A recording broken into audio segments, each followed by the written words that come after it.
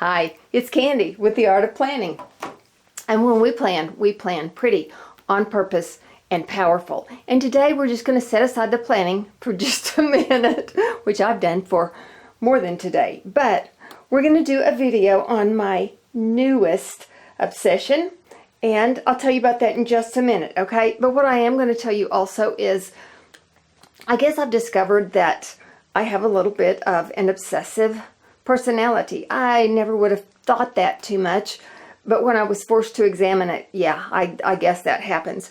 I would have always thought too that was a little bit of a negative thing, and I think it can be if you let it run away with it, and I've kind of let it run away. I have neglected my planning for way too long because, well, one of the things about an obsessive personality, and I really just kind of looked that up, was you really process stuff. I become fascinated by them. It's like I have this all in. I am all in whenever I get obsessed with something. Now, I also know that I don't get obsessed just by any old thing. When I get obsessed with something, it's something that I kind of give my heart to, and there's usually a reason for it. And I don't get obsessed just by every twist and turn in the road. But when I do become obsessed, like I said, I am all in, and it's Katie bar the door, and it kind of really takes a priority in my life for a little while. And what I need to be able to do is maybe catch it before I spend too much time on it. So what I'll let you know is, in my little planner world, I did not get it caught soon enough. And so I went back to, where you have sticky notes here, you have sticky notes there, and the front of my computer is filled with sticky notes, and I write notes on, notepad, and whatever's closest I write notes on, and I kind of back in that situation that I don't have too much control, which is not a good thing. So for about 2 weeks, I've been focusing on this other thing, which means for about that long, I haven't been real good in my little planner world, and that is just not a good thing because I can get in trouble really fast. Love my planners, you guys know, Franklin planner all the way, but wow, that I have got to get back there. I've got my big planner here, my classic, even with inserts in the back that I kind of decided are the best ones for me and the ones I love the most. That's where my lists are. Like if somebody does a, what do they call them, a haul, and there are some, maybe some sticker shops that I hadn't looked at before, maybe some things I like, or if I've run out of supplies and I need to put it on my supply list, or in my creative set, if there are some people new that I want to go look at, whatever, I have got it where I can find that next time that I need it. Well, I've had all of this covered up, didn't make it accessible to me, blah, blah, blah. But anyway, it's like spinning out of control, and I have got to get back to where things are, where I have more control of them. So that's just a confession to you. Not a good thing for me, but I've caught myself. I will get back to all of that. You know what? We stumble, we fall, we get back up again, and I've got to get things back into an orderly manner. But this is what I have been obsessed with, and I will also tell you, it's my traveler's notebook. I really kind of started loving journaling with the One Book July challenge, and that was where you just did one book thing. Now, I didn't take that literally. Not literally. I mean, I certainly didn't step away from my planner for that, but I did start doing some journaling daily. And then for some reason in August, some way, somehow, and I will tell you, I think it was divine intervention, I found Jessie L. Robinson. Oh, here we go. I didn't have it put back together after I did the first video on that. I found Jessie L. Robinson, and she is Bible Scripture Girl, and she does monthly prompts for scriptures. So every day you have the opportunity, if you want to, there is a scripture and you write it down, and you can do this any number of ways. I'm not going to go into it. You can take it however you want to. You can just do line writing. You can just do it line writing after line writing. Whatever floats your boat, you can do it like that. But I found this, again, just strictly by accident. I needed this, guys. I needed something like this because very rarely do I just read the two scriptures. I'm using the Bible that I am using whenever I do my scripture writings is a Spirit-filled New King James Version. Now, the only thing new about that is the new King James Version because it's a very old Bible. It's one that has Kingdom Dynamics notes. It's one that has word wealth notes on it. I mean, this is one that I need to rebind this so badly because I love this with all of my heart. But it's very expensive to rebind a Bible. And at one point I thought, go get a new one instead of using the old one, which I did. And I did another version because I thought, what's the sense of having two versions exactly alike? And you know what? My heart is with my old Bible because there are so many precious notes in there. I kind of did Bible journaling before it was cool to do Bible journaling.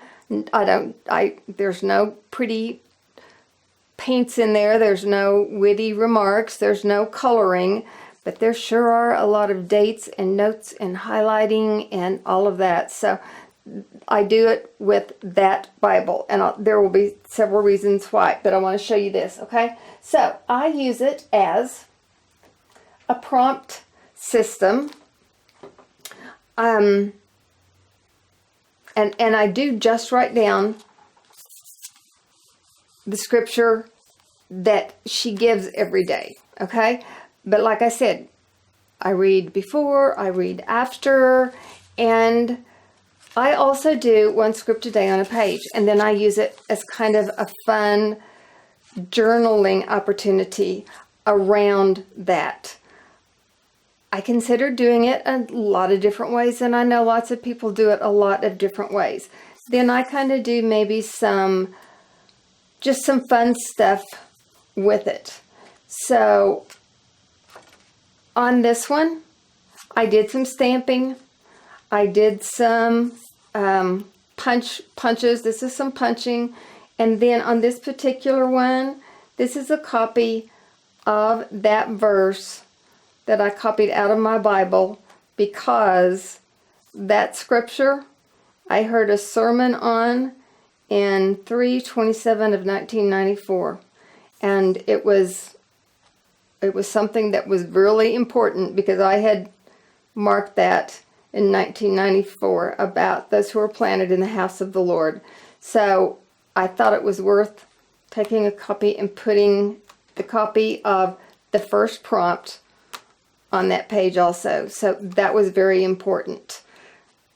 The other page also on that scripture,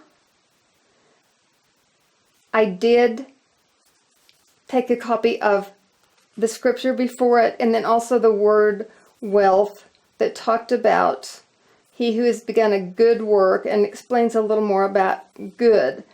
So, I just do whatever hits me about the scripture.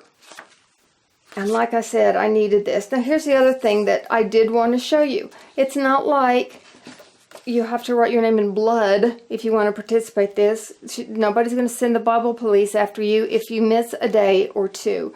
It's not like you're hand-on Bible committing to doing every single day. You do what you can, when you can, if you can.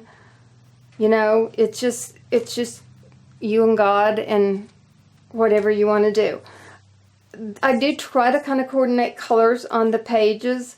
I use a lot of washi tape. I do the monthly kit from Illustrated Faith, and I get that on the Dayspring website. So I do use a lot of things from there. These are stamps that are in the monthly kit. This is washi tape from there. I do a lot of punching also. Just kind of what hits me. Normally there's a flow to it. Yesterday when I was doing it, that was the hardest, absolutely toughest thing to do. I think there was boy, I think there was a battle over getting that page done. So this is August 8th and August 9th. So it was prompt 8 and prompt night and prompt 9th. So just those pages. If any of y'all are interested in seeing more about techniques or how I used what I used, if you want information about that, I'll be happy to share. But there's some other things I just want to tell you about real quickly at the end, so I don't want this to go too long.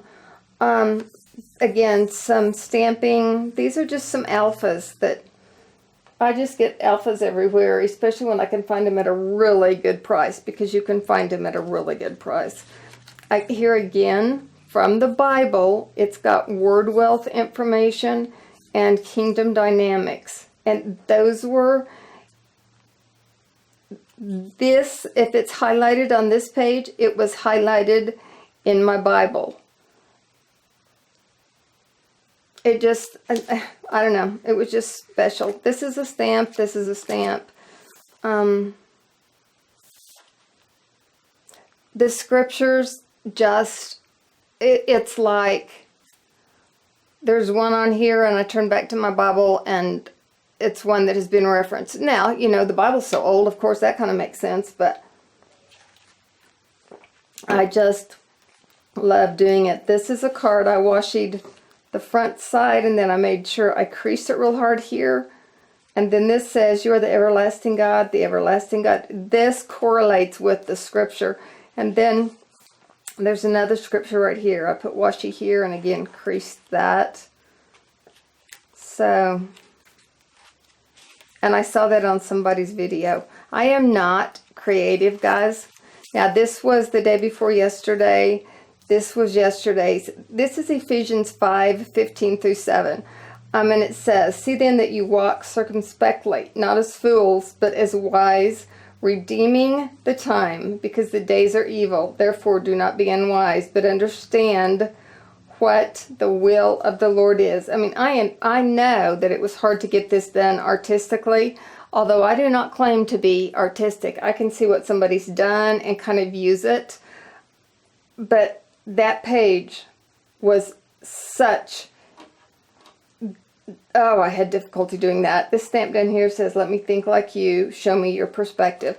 That was so difficult. Okay, now here's what I want to tell you also. I'm going to put in the information down below, I'm going to leave you the names of some people that I follow on Instagram, that I follow on YouTube. There are people that have in some way or another helped me get started in this.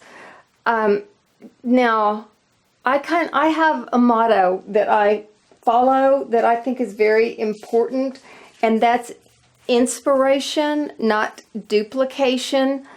I just think that's important. People inspire me all the time. I will never, ever want to duplicate anything unless somebody says it's okay. I watched a great video from Chic Sparrow, the Chic Sparrow. It was a Periscope that she had done. She loaded it to YouTube. She was showing different ways to prepare her pages so that the background was really neat. And it was one that she said, "I learned these from somebody. This is what I do. You guys use them if you like them." So she would, I mean, that was fine. It's like I wouldn't be afraid to use those techniques in my journal. But to just outright copy something, I wouldn't feel comfortable doing that. Okay, so here's what I want to say when I go back to putting these names down here. They are people that inspire me greatly. And some way, through following them on Instagram or following them on YouTube, they have inspired me. They have definitely inspired me directly, but it might be something in their Instagram feed that has inspired me, or that they have said, or someone they have followed and given credit to. And, you know, I have followed those links and found some information, or someone that they have given a link to. You know, I've watched their YouTube video and they have said somebody inspires them. So sometimes it's a follow the yellow brick road. And by doing that, I have found ideas, or I found inspiration, or it's there's a learning curve to it, or I can't tell you that any one person has been a total inspiration. What I can tell you is that it's been such a journey that over a year ago when I started the pretty planning, and I thought I knew exactly why I started the pretty planning, I had no idea at all that I am where I am doing the scripture writing daily that I have needed so incredibly much, that I am here now because I started that then. I mean, it's a put one step in front of the other every single day to get to where you are. And I mean, it is just absolutely amazing that what you do today is going to lead you where you are this afternoon, and then that's going to lead you where you go tomorrow, and then that's going to lead you where you are next week, next month, next year. So doing what you do today is incredibly important. See then that you walk circumspectly, not as fools, but as wise. And how do you do that? I mean, I'm not a sermon. I mean, I'm not a preacher. I'm not going to preach a sermon, but that's, oh my goodness, that is so very important. So, enough said, or at least for me. I mean, I know what I've got to do, and I know that where I am now with this, thank you, Jesse L. Robinson, is right where I'm supposed to be. Isn't that wild? I mean, wild, crazy in a great sense. So, if you want, I'll probably do kind of reviews, walkthroughs of these every now and then. If you want more information, or if we want to play more, or if you want to doodle or see more, just let me know. We can do that. But I've got to get back to the planning also. No, I'm not going to quit this. I love this. I'll expand this in some way. Absolutely. But our time's up for the second time. I will absolutely expand that, but we will get back to the planning videos. I love them also. So give us a thumbs up if you love it. Please subscribe. You guys have been awesome, amazing. I love spending time with you, and I'll see you soon. Thanks, guys. Bye.